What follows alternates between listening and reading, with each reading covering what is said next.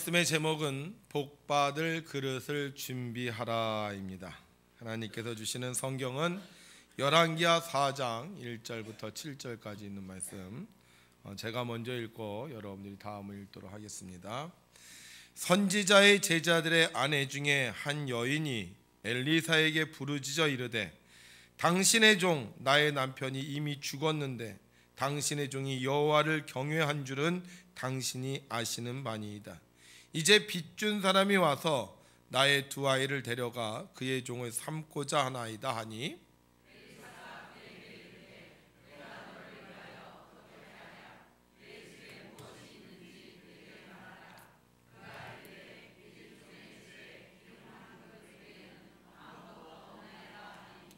이르되 너는 밖에 나가서 모든 이웃에게 그릇을 빌리라.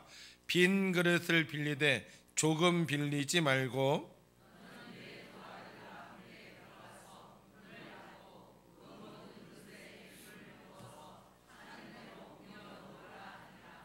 여인이 물러가서 그의 두 아들과 함께 문을 닫은 후에 그들은 그릇을 그에게로 가져오고 그는 부었더니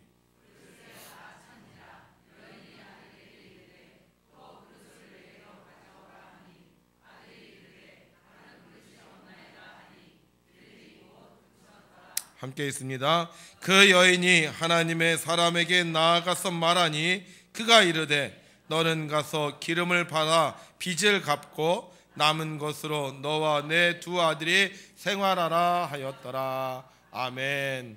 지난 한 주간도 하나님의 뜻을 이루기 위해 수고하신 성도님들에게 하나님의 크신 은혜와 사랑이 함께 하시기를 주님의 이름으로 축원합니다.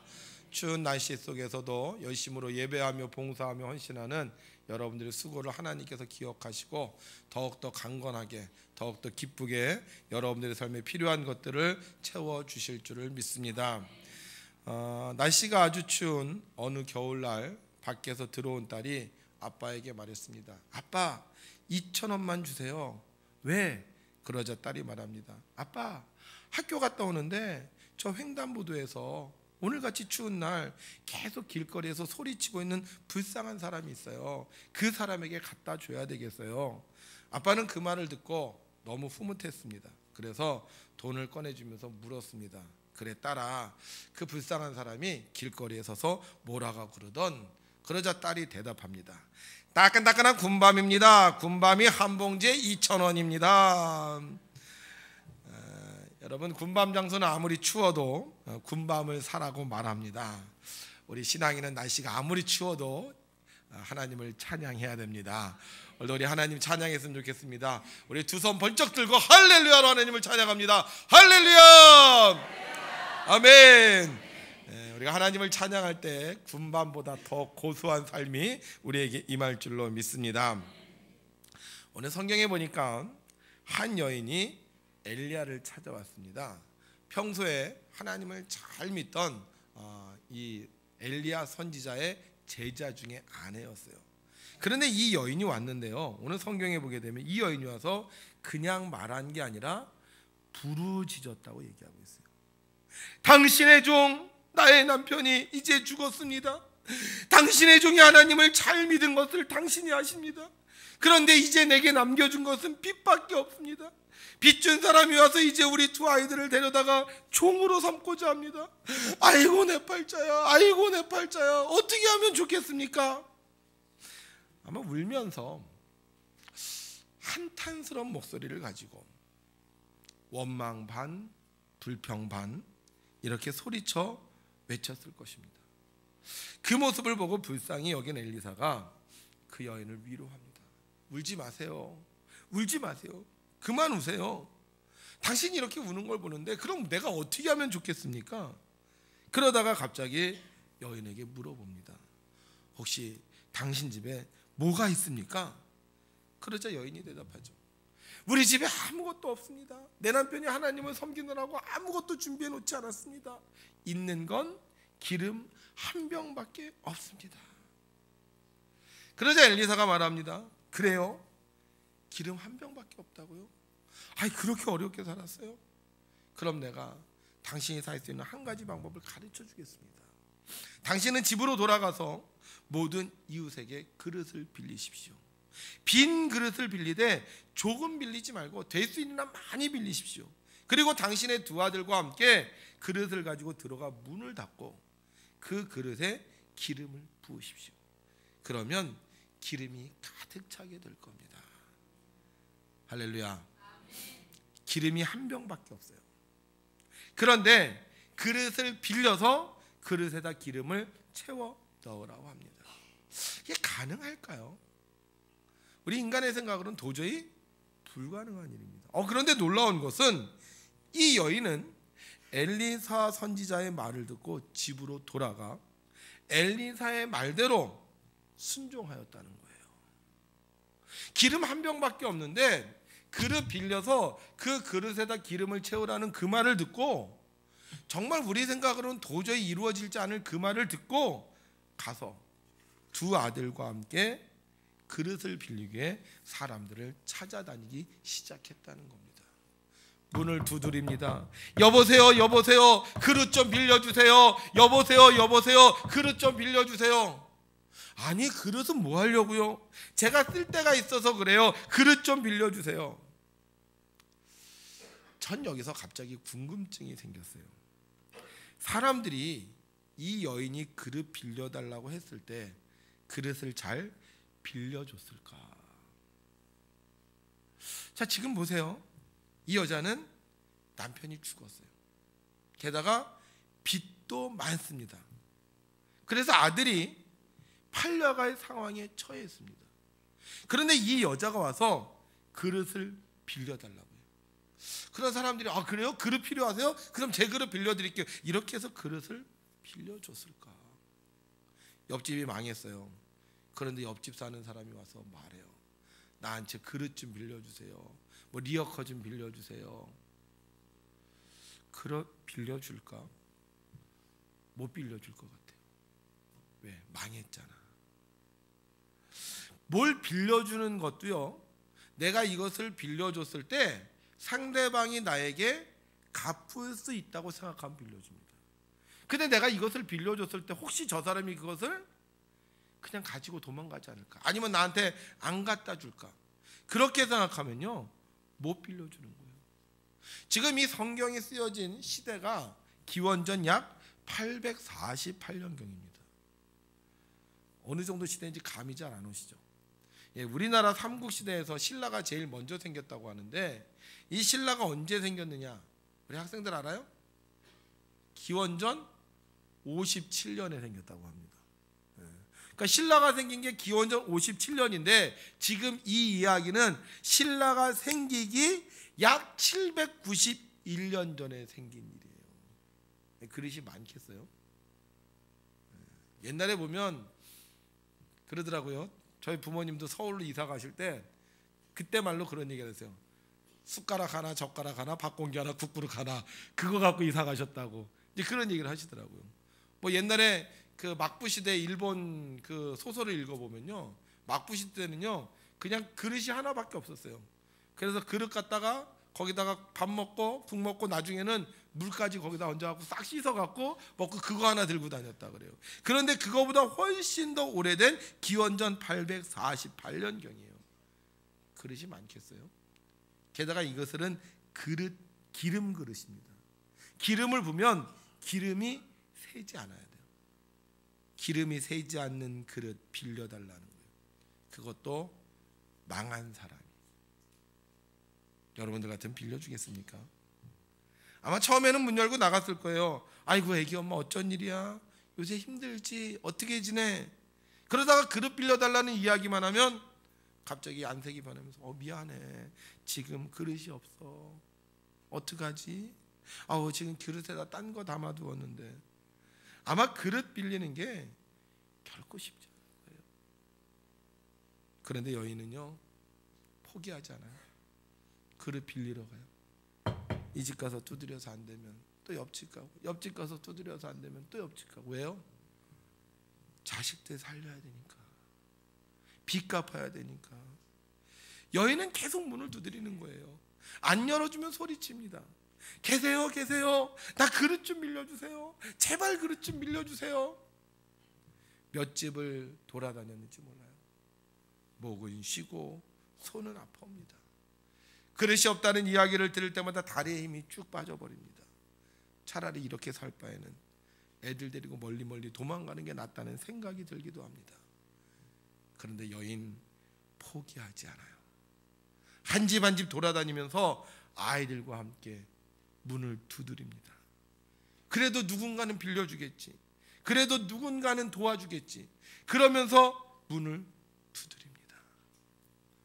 여러분, 이 여인이 복을 받을 수 있는 방법은 이제 딱 한 가지밖에 없어요. 그릇을 빌리는 거 외에는 없습니다. 복 받기 싫으면 그릇 안 빌려도 돼요. 포기하고 싶으면 여기에서 그릇 안 빌려도 됩니다.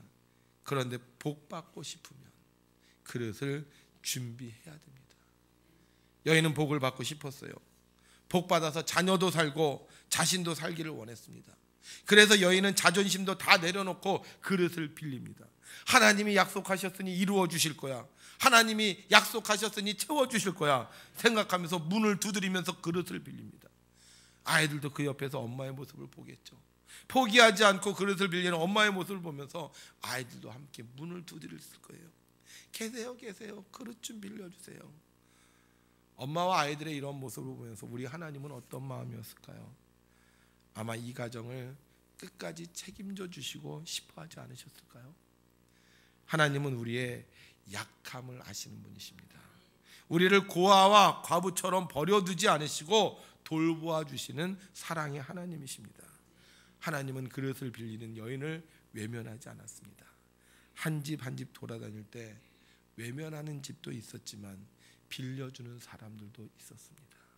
그래, 힘내야지, 그래, 어려워도 용기를 가져야지 하면서 그릇을 빌려줍니다. 세상이 아무리 험악해도 세상이 살만한 이유는 아직도 하나님의 사람들이 있기 때문입니다. 우리가 포기하지 않으면 하나님은 반드시 돕는 자들을 통하여 필요한 것들을 채워주십니다. 아무런 이유로 묻지 않고 언제 갖다 줄 거야 따지지도 않고 뭐에다 쓸 거야 묻지도 않고 빌려주는 사람들이 생깁니다. 걱정하지 마 하면서 언제든지 때가 되면 가져다 줘 그러면서 그릇을 빌려주는 사람들이 생깁니다.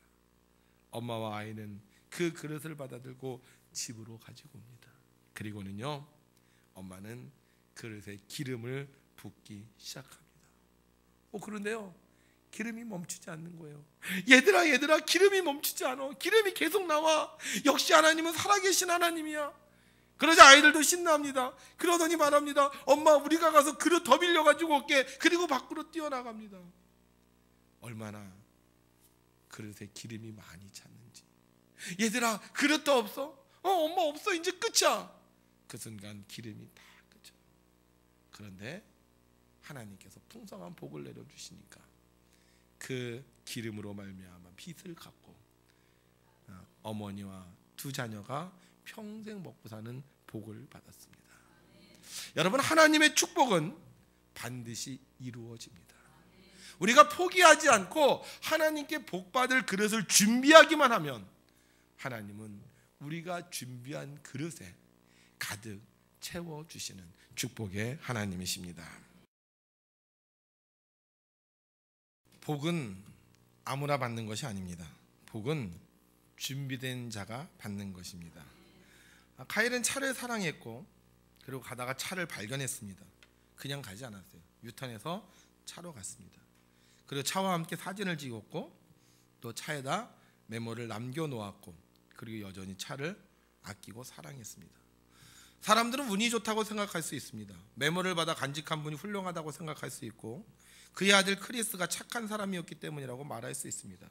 그렇다 할지라도 8년 후에 이런 기적과 같은 일이 벌어질 수 있을까요? 그가 차를 받을 수 있었던 이유는 그가 차를 사랑했기 때문입니다. 그래서 메모를 남겨놓고 페이스북에 사진을 올려놓고 그 차에 대한 애정을 가지고 있었기에 그는 골동품 중고차를 산 것이 아니라 오래된 명품차를 얻을 수 있었던 것입니다. 복은 아무나 받는 게 아니에요. 복을 받을 준비를 한 사람이 복을 받는 것입니다. 이제 3주가 지나면 2019년이 됩니다. 과연 2019년은 우리에게 어떤 해가 될까요? 그냥 또 한 해가 가고 또 한 해가 오는구나, 이런 해가 될까요? 아니면 야, 내년에는 복을 좀 받지 않을까, 이렇게 생각하는 해가 될까요? 우린 새해가 되면 꼭 새해 인사를 나눕니다. 어떻게 하죠? 새해 복 많이 받으세요. 그러나 복은 많이 받으라고 해서 복을 받을 수 있는 것이 아닙니다. 복은 복을 받을 그릇을 준비한 사람이 받는 것입니다. 그러면 우리가 어떻게 하는 것이 2019년도에 복을 받을 그릇을 준비하는 것일까요? 오늘 성경에 보니까 먼저 가서 복을 받을 그릇을 빌립니다. 우리도 복을 받을 그릇을 빌려야 됩니다. 그럼 이 그릇을 어디 가서 빌리느냐? 옆집 가서 빌릴까요? 슈퍼 가서 빌릴까요? 누구에게 빌려요? 하나님께 빌려야 돼요. 사람에게 빌려봤자 사람은 복을 줄 수가 없습니다. 우리에게 복을 주시는 분은 오직 살아계신 여호와 하나님이십니다. 성경에 보면 야베스라는 사람에 대한 이야기가 역대상에 나오고 있습니다. 우리 함께 읽죠. 시작. 야베스는 그의 형제보다 귀중한 자라. 그의 어머니가 이름하여 이르되 야베스라 하였으니 이는 내가 수고로이 낳았다 함이라. 야베스가 이스라엘 하나님께 아뢰어 이르되 주께서 내게 복을 주시려거든 나의 지역을 넓히시고 주의 손으로 나를 도우사 나로 환난을 벗어나 내게 없게 하옵소서 하였더니 그가 구하는 것을 허락하셨더라. 아멘. 엄마가 아기를 낳았어요. 근데 아기를 낳을 때 너무너무 고생스러웠어요. 예를 들어서 이름을 뭐라고 줬다고요? 야베스, 고생이라고 줬어. 고생이. 우리 그러잖아요. 애 낳으면, 어떤 애 낳으면 참 집안일이 잘 풀려. 어떤 애 낳으면 앞으로 정말 잘 될 것 같아. 그래서 그 애를 우리가 뭐라고 불러요? 복동이라죠. 아이고 우리 복동이 났네. 어이구 복동이 얘기하잖아요. 그런데 이 야베스는 낳는데 무슨 동이? 고생동이에요. 아이고 우리 고생동이 큰일 났다. 우리 이렇게 고생스럽게 낳는데 이제 앞으로 얘 때문에 고생스럽게 살 텐데 아유 너는 고생동이야. 고생동이. 얼마나 상황이 힘들고 어려우면 고생동이라고 이름을 붙였겠어요. 그런데 야베스가 그런 고생동이었는데 하나님께 기도해요. 뭐라고 기도해요? 나의 지역을 넓히시고 주의 손으로 나를 도우사 나로 환난을 벗어나 내게 근심이 없게 하옵소서. 하나님께 복을 막 빌었어. 그랬더니 어떻게 했다고요? 하나님께서 그가 구하는 것을 허락하셨더라. 그래서 나중에 어떻게 되느냐? 형제들보다 귀중한 자가 되었습니다. 여러분 우리가 2019년도에 정말 복을 받으려면 복 받을 그릇을 준비해야 돼요. 어떻게 준비한다고요? 하나님께 기도하는 거예요. 하나님 기도하는 거. 아무리 상황이 안 좋아도, 아무리 형편이 안 좋아도, 아무리 주변에 있는 사람들이 나를 외면해도 우리가 하나님께 기도하면 하나님께서 들으시고 응답해 주셔서 2019년도는 하나님께서 주시는 복이 풍성하게 될 줄로 믿습니다. 자, 우리가 하나님께 복을 받을 그릇을 준비했다면 우리가 한 가지 더 해야 될 게 있어요. 자, 제가 엄마와 아들이 그릇을 빌리러 왔어요. 그래서 거기서 이제 그릇을 빌려주죠. 그러면 그 그릇을 빌려가면서 작은 그릇도 있고 큰 그릇도 있을 거예요.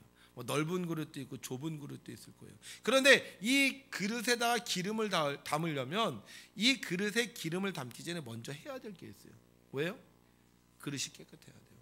그래서 뭐가 차 있으면 안 돼요. 더러운 게 있으면 이 기름을 쓸 수가 없어요. 그래서 이 그릇을 빌려가서 먼저 해야 될 게 뭐예요? 그릇을 깨끗하게 해야 되는 거예요.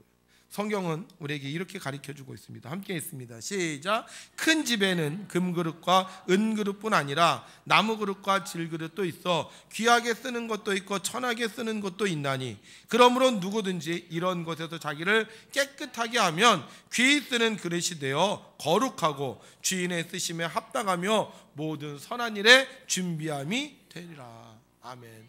우리가 복을 받을 그릇을 준비해야 되는데 두 번째는 뭐 해야 된다고요? 그 복을 받을 그릇을 깨끗하게 해야 돼요. 신앙인은 연말에 그릇을 준비합니다. 복 받을 그릇을 준비해야 됩니다. 그래서 첫 번째는 기도로 준비해야 되고 두 번째는 깨끗하게 준비해야 되는 거예요.